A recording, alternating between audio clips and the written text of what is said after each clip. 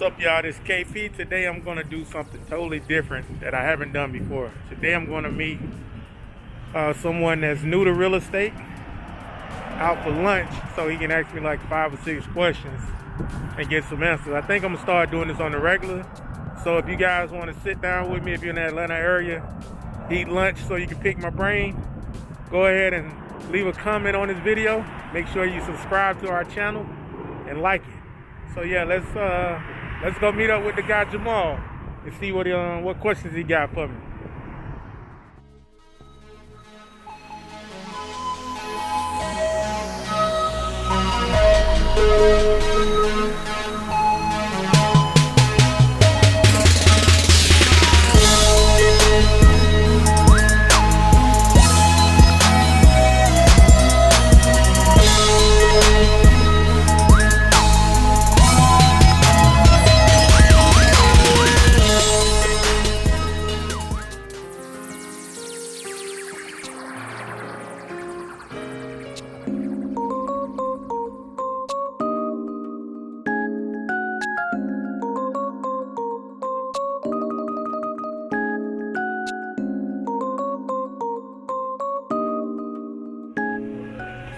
Cool, I'm in here. My guy Gemeyel is already here. Introduce yourself, Gemeyel. What's going on, Gemeyel B? I'm right here, aspiring real estate agent right now. I'm in the course of getting this paperwork right in schooling. And my man Kelly will show me the ropes as we go through this journey. All right, cool, man. Let's go ahead and answer some of these questions. All right, so we sitting here at Mama La Cubana in Hapeville, Georgia, right outside of Atlanta. Great food. So this is a new thing. Like I said, I'm starting lunch with KP, and Grip is the first one to do it with me. So if you want to be on the next one, just comment, subscribe, and like this video, and we can sit down and I'll let you pick my brain for a couple seconds, a minute, or maybe 15 minutes. Now I'm messing with you. However long it takes for you to get your questions answered. So yeah. Like I say, this is my guy Gemeyel B. Got a couple questions for us, man. So let's see what he's talking about.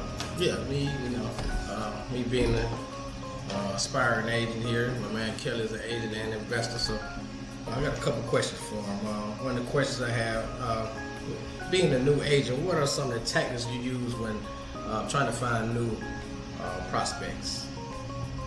Oh man, I've been an agent now about 7 years. And the same tactics I used back then, I would recommend using them now, is starting with your family and friends first. Like, so reach out to your aunt, uncles, cousins, friends, classmates, whoever that may need some real estate needs taken care of. Whether it's buying a house, selling a house, whatever, just let them know that you're licensed to do so. And if they need anything real estate related, to holler at you first.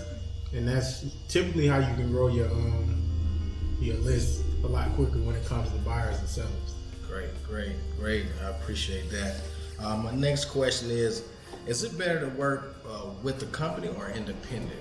And if so, how do you go about choosing that company? Well, when you typically license, I know in Georgia and Florida, I'm not sure about the rest of the U.S., you have to hang your license with a brokerage. Right. You can't just jump out the gate, get licensed, and work for yourself.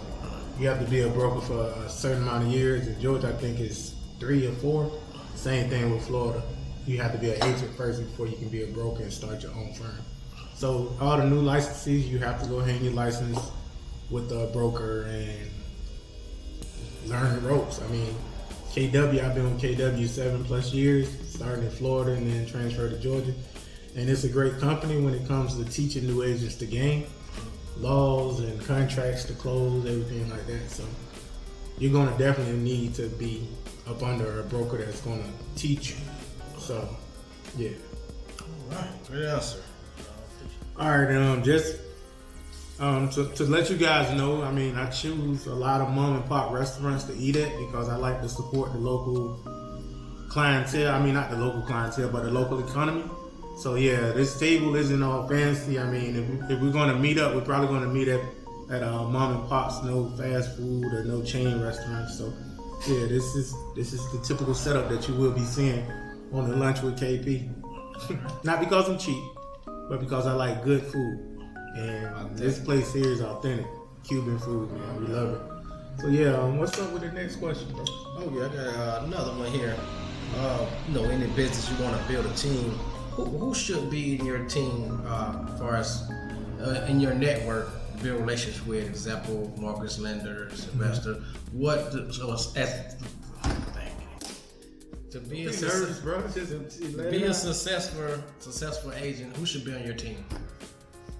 A whole gang of different type of people, but the most important person to be on your team is you. And with you joining these bigger brokerages as a new agent, they're going to link you up with familiar faces that they're used to working with, as far as the mortgage lenders, the banks, the broker is going to have a great relationship with more banks than you can name. Like, you're going to have a great relationship with the mortgage companies, the inspection companies, like when you call up for home inspections. May even have some great relationships with alarm companies that supply alarms, and it's just anything related to the actual structure of a home. They're going to have great connects with that, whether it be GCs or people that do fencing or carpentry or whatever. It's just, you're going to find these connects not by being alone, but by being with a larger brokerage. So they're going to help you with all that. It's nothing that you need to really worry about. Okay. Because you can go to your bank, your personal bank, and tell them you're an agent now, and if they got any any tips for you or any mortgage brokers that want to work with you, just get their card and let go from there. Right. I understand that. Oh, and another great way to do all these things is go to the meetups with other agents and other people in the real estate field. That's where you really want to get these connections that you're asking for. Like, you can grab them from your broker, but it's better that you go out and make these relationships. Right. Because they're going to remember you, not like, oh, this is someone who works up under someone. Right. So just put your face into place at all these meetups and everything like that. And then, they're going to know my face. They're going to know my hair. They're going to know me. But with you, they're going to have to learn all that. Right. So it's just best to put your face out there. Great. All about building relationships. Mm-hmm. Also, what are some of the things you've done to stay updated on the current market and some of the new trends that's going on in real estate? Right now, the time we're living in, see, I had to scratch my head on that. Mm-hmm. The time we're living in, bro, it's so iffy. And it's not just real estate, it's everything that's going on around us. Right. A great way to keep an eye on the real estate market is to watch the stock market. When you see the stock market doing this and that, and you focus on which stocks are dropping and all that, it goes back to real estate. If you see a lot of banks getting hit, then you probably going to turn into some mortgage crisis. So with the COVID thing going on, there's a lot of people deferring their mortgages and all that. So we don't know where it's going to go, but it won't go anywhere for another couple of years because, anytime you foreclose, it's take around a year or so. So if a lot of foreclosures are happening right now, which I don't know, I don't see any reason why, because a lot of people lost their jobs, but a lot of people also had money to pay for their mortgages and they found other jobs. So it's just the iffy way to tell, to keep track of what's going on. It's not like it was a couple years ago, and it's definitely not like it was in 07, 08.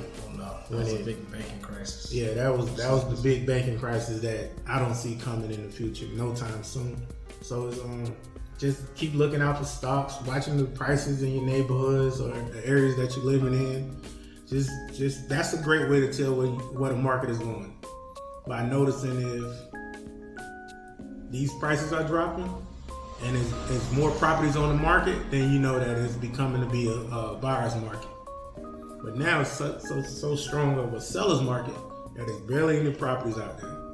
And especially here in Atlanta, when we remodel a house or flip a house, or even traditional side, as soon as we list it, if it's priced right, it's gone.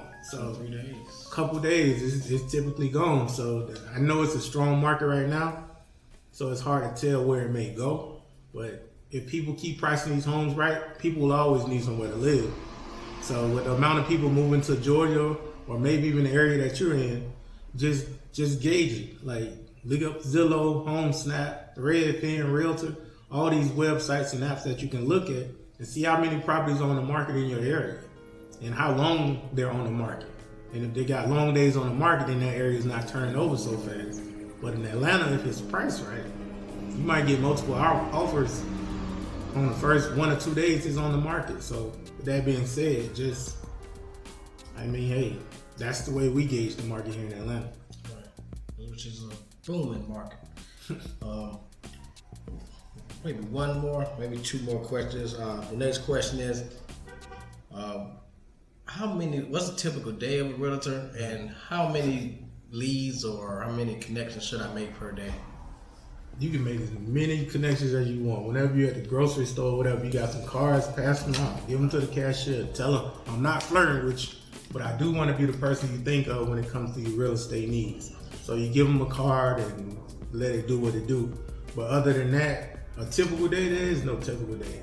Like when I started out, you would get on the phone and cold call and try to find listings or sellers or something like that.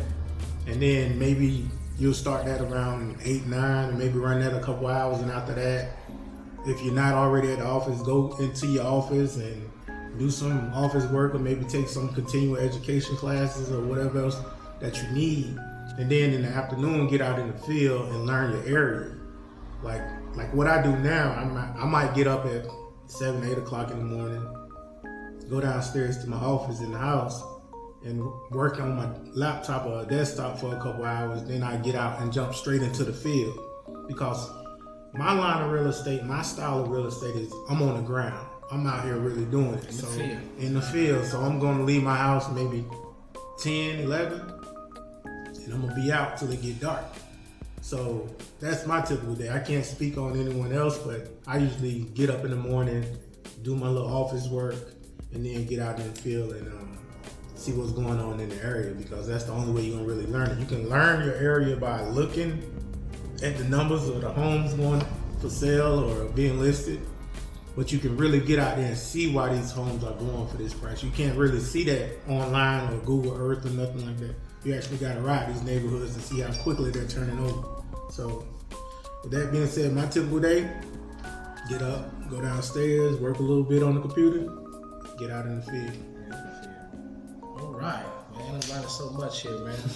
Last but certainly not least, my last question is, how did being an agent prepare you for being a real estate investor? Great question. Like Geno and I always say, man, it's better to at least take real estate classes so you can learn the terminology, learn the laws, and really just learn the real estate as a whole. There's a lot of investors that walk in and think just because they got money, they're going to be great investors. Nah. If you don't know real estate, then you're not going to be a good investor. You're just going to hopefully put your money behind some product and hope it does what it do. Nah, it's not necessarily like that. So by being an agent, first, I knew what was selling, when it was selling, where it was selling. So using that same knowledge as an investor, we can go into these markets and see what's going on. If the house next door went for $325, same floor plan, same size, I'm going to probably go for the same finishes that they used on that house. I'm not copying it. I'm just repeating what works. And there's no need to reinvent the wheel. If this house is selling for this amount here, and I'm in the same neighborhood, if I want to get that number, I'll do what they did. If I want to get a little more, then I'll do a little more. Ain't no need to come in here and try to make this abstract house in a traditional neighborhood work. It's not beneficial for you or other investors. I'm not saying copy everything that's going on. It's cool to set trends, but it's not necessary. Especially in a strong market. So with that being said, bro, I thank you for picking my brain. You really picked it. Did the thing. I appreciate it, man. Feel like I'm ready for the world now. You ready? You ready? And for the record, Jamal is taking real estate classes. See how I missed his doubt? Let me dap my dog up. So he's taking real estate classes right now. And if you see me with somebody and they're one of these projects with me, they're probably taking classes also if they're not already an agent. Because I don't want to be around people that really don't understand what I'm saying and how I'm saying it. So if we talking numbers, I want them to understand what numbers we're talking about. And you'll see Jamal in a lot more videos because he's really on his game. And like I said, I'm KP. And if you want to have lunch with me, comment on this video. Make sure you subscribe to our channel. And please like it and share it. And again, I'm KP along with GenoJ, your real estate gurus. And I thank you guys. See you on the next one. Appreciate you. Let's get this money.